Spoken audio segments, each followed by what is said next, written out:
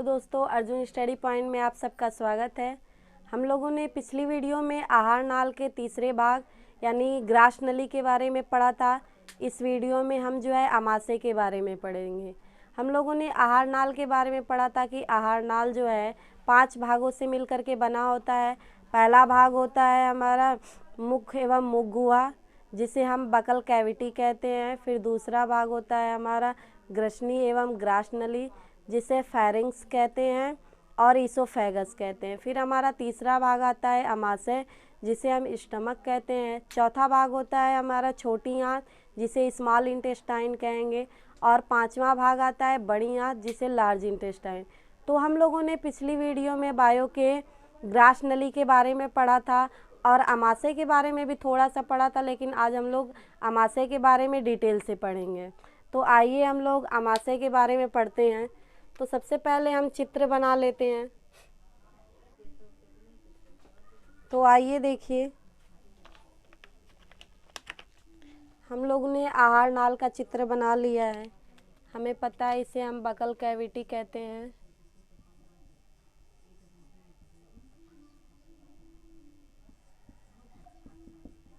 हिंदी में मुख गुहा, mouth and buccal cavity. इस भाग को हम फेरिंग्स कहते हैं। ग्रसनी, इस भाग को ग्रास नली कहते हैं। ईसोफेगस। अब देखिए अमाशय के बारे में हम लोग पढ़ रहे हैं। तो अमाशय के जो है 3 भाग होते हैं। पहला होता है कार्डियक भाग, बीच वाला होता है फंडिक और लास्ट होता है जिसे हम पाइलोरिक कहते हैं। अब देखिए हम लोग ने पढ़ा कि जो भोजन है वो मुख गुहा में जाता है, मुख गुहा से ग्रसनी में, ग्रसनी से ग्रास नली में, फिर अमाशय में आता है। देखिए यहाँ पर जो है हर जगह हमारे शरीर में एक तरह से दरवाज़ा लगा होता है। यहाँ पर भी एक दरवाज़ा लगा होता है, यहाँ पर भी एक दरवाज़ा लगा होता है। तो इस दरवाजे का अलग अलग नाम होता है। जैसे यहाँ पर हमने बताया कि जब यहाँ पर जो है, यहाँ पे लैरिंग्स भाग में, यहाँ पर कंठ के पास एक जो है उपास्थि का बना ढक्कन होता है, जिसे हम एपिग्लॉटिस कहते हैं। ये क्यों लगा होता है? क्योंकि श्वास नली में जो है जब हम भोजन कर रहे हैं तो भोजन के जो कण हैं वो श्वास नली में ना जा पाए, इसलिए यहाँ पर एक ढक्कन लगा होता है, जिसे हम क्या कहते हैं? एपिग्लॉटिस कहते हैं। उसी तरह से जब हम भोजन करते हैं और भोजन ग्रास नली में आता है, और ग्रास नली में पहले कहाँ जाता है? अमाशय में जाता है। तो अमाशय से भोजन वापस जो है वापस ग्रास नली में ना जा पाए, इसलिए यहाँ पर एक दरवाज़ा लगा होता है और इस दरवाजे का नाम जो है इसी के नाम पर पड़ता है। यहाँ इसका पहला भाग क्या होता है? कार्डियक। तो इसी के नाम पर इस दरवाजे का भी नाम पड़ता है, जिसे हम कार्डियक स्फिंक्टर कहते हैं। ठीक, इसी के नाम पर इसका भी नाम पड़ता है, जिसे हम क्या कहते हैं? कार्डियक स्फिंक्टर कहते हैं। हिंदी में इसे हम कार्डियक अवरोधनी कह सकते हैं या कार्डियक कपाट कह सकते हैं। ठीक है। तो यहाँ पे ग्रास नली से भोजन जो है क्रमानुकुंचन गति द्वारा अमाशय में जब आता है तो यहाँ पर एक दरवाज़ा लगा होता है, जिसे हम क्या कहते हैं? कार्डियक स्फिंक्टर या कार्डियक अवरोधनी या कपाट, जिससे अमाशय में आए हुए भोजन वापस ग्रास नली में न जा पाए। जैसे अगर हम कभी उल्टा भी खड़ा होते हैं तो हमारा जो भोजन है क्या वो बाहर निकल आता है? ऐसा नहीं होता। ऐसा क्यों? क्योंकि जैसे ही हम भोजन कर लेते हैं यहाँ पर एक दरवाज़ा लगा होता है। जब हम भोजन निकलते हैं ग्रास नली से जाता है तो ये ढक्कन खुल जाता है, और जैसे ही हम भोजन कर लेते हैं ये ढक्कन क्या हो जाता है? बंद हो जाता है। तो ये क्यों लगा होता है? ताकि अमाशय में आया हुआ भोजन जो है वापस ग्रास नली में ना जा पाए। इसलिए जब हम उल्टे भी खड़े होते हैं तो हमारा भोजन बाहर नहीं निकलता है। फिर देखिए कार्डियक का जो मध्य भाग होता है इसे हम फंडिक कहते हैं। इसे क्या कहते हैं? फंडिक। ये मध्य भाग होता है। उसी तरह से आमाशय का जो अंतिम भाग होता है इसे हम पायलोरिक कहते हैं। क्या कहते हैं? पायलोरिक। यहाँ पर भी एक दरवाज़ा लगा होता है। क्यों? क्योंकि जैसे अगर हम यहाँ से क्या स्टार्ट होता है, अब छोटी आंत स्टार्ट होती है यहाँ से इस तरह से, तो आमाशय से जो भोजन है वो पायलोरिक भाग से गुजरते हुए छोटी आंत में जाता है। तो जब भोजन छोटी आंत में चला जाता है फिर वापस आमाशय में ना जा पाए, इस वजह से यहाँ पर भी एक दरवाज़ा लगा होता है जिसे हम क्या कहते हैं? याद रखिए, इसे याद करना बहुत ही ईजी है, क्योंकि ये अगर हमें आमाशय के तीनों भाग याद हो गए, कार्डियक, फंडिक और पायलोरिक, इसी के नाम पर इसका नाम पड़ा है। जैसे यहाँ पर इस दरवाजे का नाम क्या है? कार्डियक स्फिंक्टर, कार्डियक अवरोधनीय कपाट। उसी तरह इस दरवाजे का भी नाम है pyloric sphincter, pyloric sphincter. Hindi में इसे हम पायलोरिक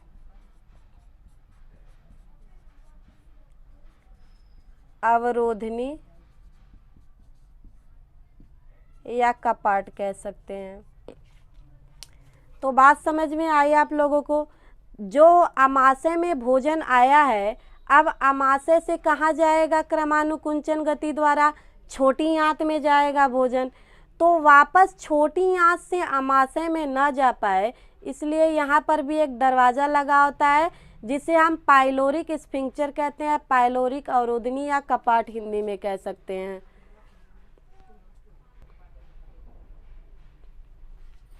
तो चलिए आइए आगे देखते हैं। तो आप लोगों को समझ में आया ये?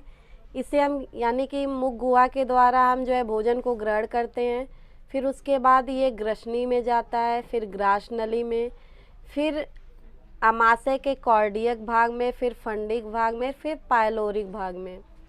यानी यहाँ पर जो है एकदम ग्रास नली के अंतिम भाग में यहाँ पे एक दरवाज़ा लगा होता है, और जो है ये आमाशय का जो पहला भाग है इसी के नाम पर ये रखा गया है कार्डियक स्फिंक्टर, या और हिंदी में कार्डियक अवरोधनी या कपाट कहते हैं, जिससे ग्रास नली के द्वारा जो भोजन आमाशय में आता है ये वापस ग्रास नली में ना जा पाए।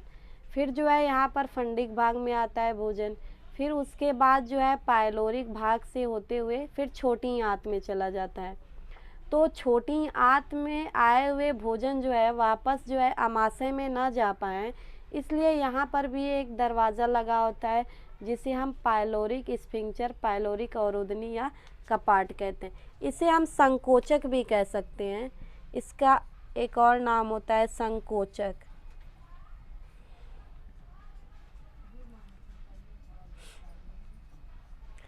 अब देखिए जो आमाशय होता है ये लगभग 25 सेंटीमीटर लंबा होता है।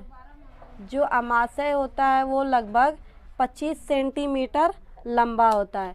हमने आपको बताया था कि जो आहार नाल है वो एक सिंगल पाइप होती है।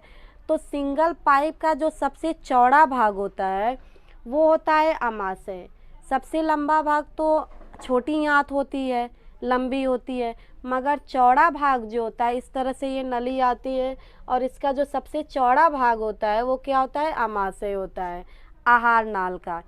और जो है आमाशय जो है वो दाहिने भाग में स्थित होता है। ये देह गुहा के दाहिने भाग में यानी यहाँ पर जो है आमाशय स्थित होता है।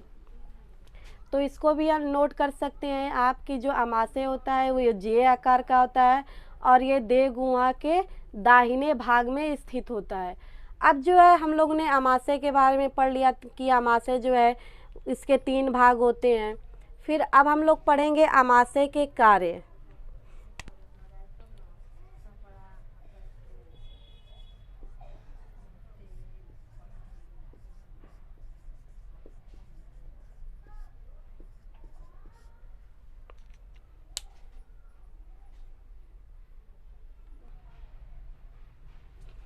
तो देखिए आमाशय का पहला कार्य है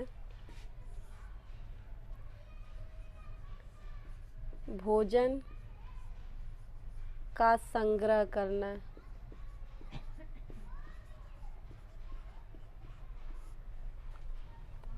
यानी कि ग्रास नली से जो भी भोजन आता है वो आमाशय में ही इकट्ठा होता है।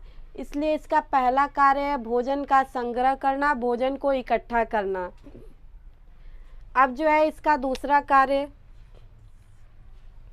आमाशय की भित्ति में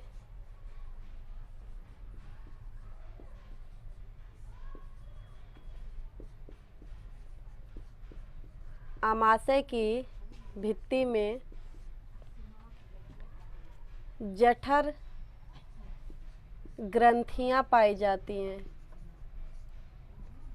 आमाशय की भित्ति में जठर ग्रंथियां, इसको इंग्लिश में हम गैस्ट्रिक ग्लैंड का मतलब होता है ग्रंथि, जठर ग्रंथियां पाई जाती हैं जिनसे जठर रस का स्राव होता है। आमाशय की भित्ति में, भित्ति का मतलब हमने पिछली वीडियो में बताया था, जैसे ग्रास नली की भित्ति का मतलब दीवार होता है। जैसे ग्रास नली की दीवार पर क्या पाया जाता है, उसमें जो है म्यूकस ग्लैंड यानी श्लेष्मा ग्रंथियां पाई जाती हैं, जिससे श्लेष्मा का स्राव होता है जो भोजन को लसदार बना देता है ताकि भोजन आसानी से सरकते हुए आमाशय में आ सके। उसी तरह से आमाशय में जो है इनकी भित्तियों में जठर ग्रंथियां पाई जाती है। आमाशय की भित्ति में, इनकी दीवारों में क्या पाया जाता है, जठर ग्रंथि पाई जाती है। और ग्रंथि का कार्य होता है किसी न किसी रस का स्राव करना। उसी तरह से आमाशय की भित्ति में जठर ग्रंथि, जिसे हम इंग्लिश में गैस्ट्रिक ग्लैंड कहते हैं, पाई जाती है, जिनसे जठर रस को इंग्लिश में हम कहते हैं गैस्ट्रिक जूस।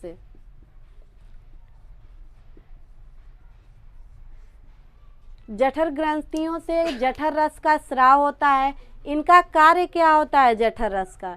इनका कार्य होता है कि जो ग्रास नली से जो भोजन आमाशय में आता है, जैसे कौन कौन सा भोजन हम करते हैं, जैसे हमने बताया था कि हम मुख्य रूप से कार्बोहाइड्रेट लेते हैं, भोजन में प्रोटीन लेते हैं, तो उनका आंशिक पाचन होता है। जो हाइड्रोक्लोरिक यानी कि यहाँ पे जो गैस्ट्रिक जूस पाया जाता है, देखिए आमाशय की भित्ति में जो है जठर ग्रंथि पाई जाती है, गैस्ट्रिक ग्लैंड्स। इस जठर ग्रंथि से जो है, हमने आपको बताया था कि जो ग्रंथि होती है उससे हमेशा रस का स्राव होता है। तो जठर ग्रंथि से जठर रस यानी गैस्ट्रिक जूस का स्राव होता है। जठर ग्रंथियों से गैस्ट्रिक जूस का स्राव होता है। अब जो है इस गैस्ट्रिक जूस में ये जो रस होता है, इनमें लाइपेज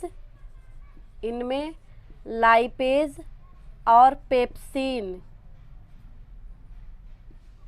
इनमें लाइपेज और पेप्सिन नामक एंजाइम पाया जाता है।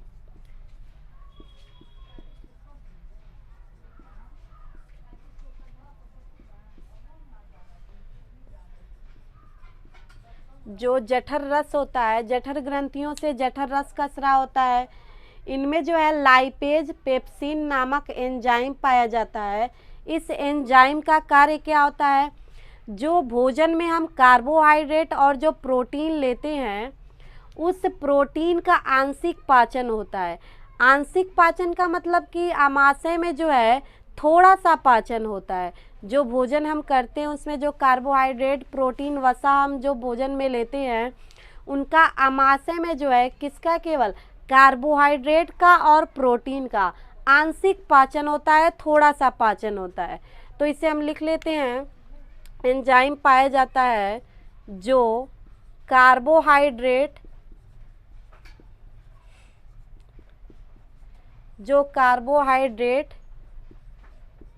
प्रोटीन का आंशिक पाचन करता है। देखिए, आमाशय की भित्ति में जठर ग्रंथि पाई जाती है। इन जठर ग्रंथियों से जठर रस का स्राव होता है।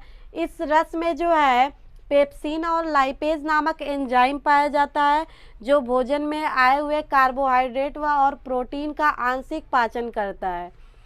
अब देखिए आगे तीसरा कार्य हम पढ़ते हैं कि जो आमाशय है, आमाशय में हाइड्रोक्लोरिक अम्ल पाया जाता है। आमाशय में एक हाइड्रोक्लोरिक अम्ल पाया जाता है। हाइड्रोक्लोरिक अम्ल पाया जाता है जो भोजन में आए हुए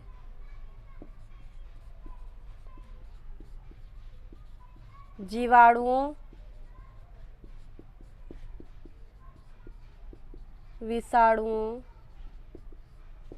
को नष्ट कर देता है।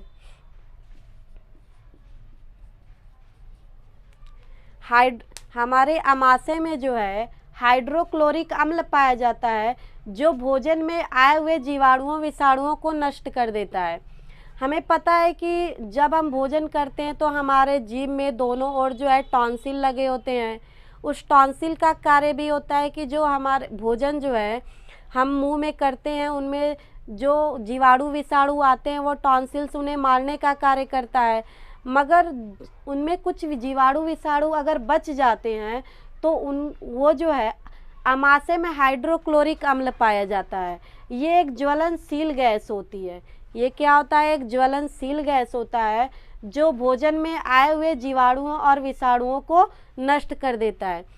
यानी कि जो हाइड्रोक्लोरिक अम्ल है ये आमाशय की भित्तियों पे भी प्रभाव पड़ता है, क्योंकि ये एक ज्वलनशील गैस होती है।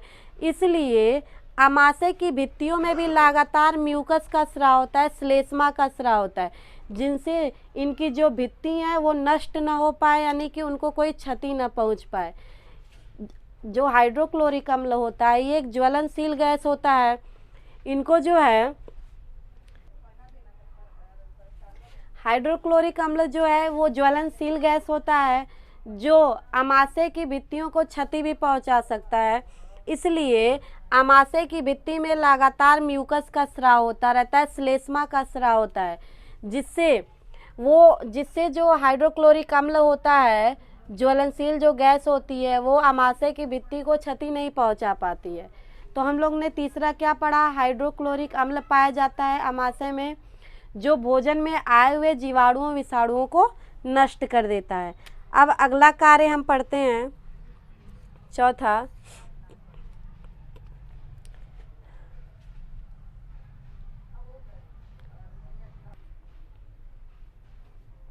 चलिए देखिए, हम लोग ने 3 कार्य पढ़ लिया। चौथा कार्य ये है कि जो भोजन होता है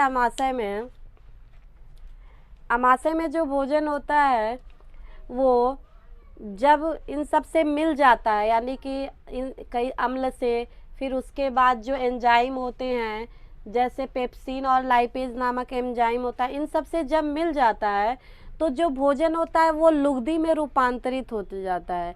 उस लुगदी को हम काइम भी कहते हैं। जैसे लार ग्रंथियों से जब हमारा मुख में जो भोजन मिल जाता है तो उस भोजन को हम बोलस कहते हैं। लार ग्रंथियों से जब हमारा भोजन मुख में मिल जाता है उस भोजन को बोलस कहा जाता है। उसी तरह से क्रमानुकुंचन गति द्वारा जब आमाशय में भोजन आता है, कई सारे एंजाइम से, अम्ल से, जठर रस से मिल जाता है, और तो उसे हम क्या कहते हैं? काइम कहते हैं। तो यहाँ पे हम लिख लेते हैं, आमाशय में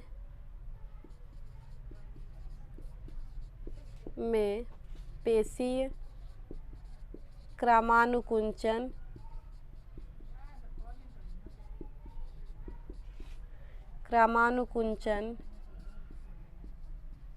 गति द्वारा भोजन लुगदी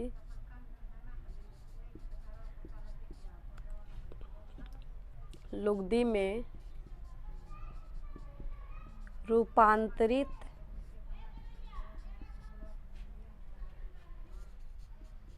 रूपांतरित हो जाता है।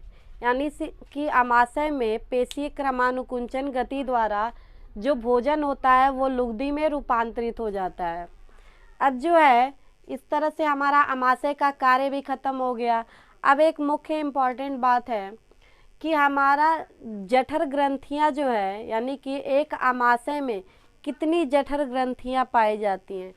तो एक आमाशय में जो है लगभग 3.5 करोड़, एक आमाशय में लगभग 3.5 करोड़ जो है जठर ग्रंथियां पाई जाती हैं। तो हमारा आमाशय ख़त्म हो गया। अब जो है नेक्स्ट वीडियो में हम यहाँ से स्टार्ट करेंगे छोटी आंच से। तो अगर आपको हमारी वीडियो अच्छी लगे तो वीडियो को लाइक करिए, सब्सक्राइब करिए, कमेंट करिए और ज़्यादा से ज़्यादा शेयर करिए ताकि हम आप लोगों के लिए और भी अच्छा से अच्छा बायोलॉजी का वीडियो दे सकें।